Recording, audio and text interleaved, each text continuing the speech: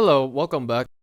So you can create grids and guides in Premiere Pro so that you can place anything, for example, text, inside of the area bordered by the horizontal and the vertical grid lines. So let's start making the grids, shall we?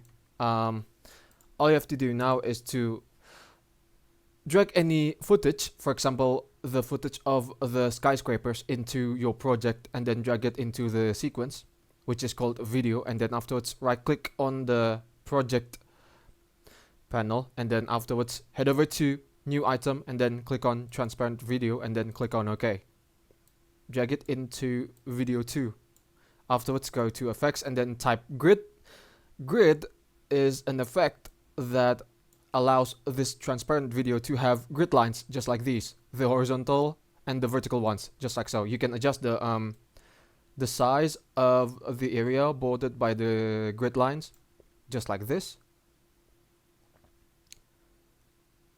Let's say if you want to place your text inside of these two columns bordered by the grid lines, you can even thicken or make the border thickness thinner, just like this.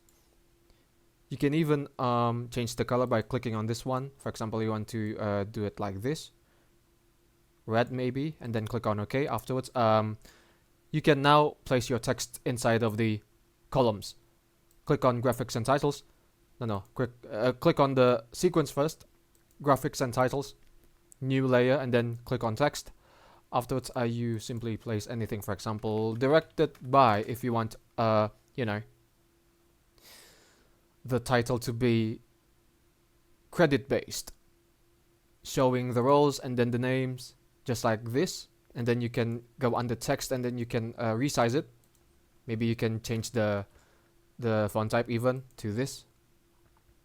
Whoops, too thick. Alright, and then you can place it by dragging the slider for position, and then you simply do it like this. Ooh, fine now. And then you can place the name in the second column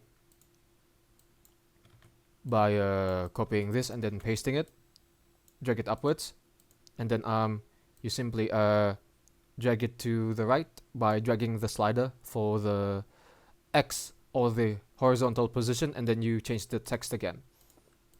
Type any random name, for example, Anthony Lee, just like this. And then you can even change the font type to a thicker one. Fancy.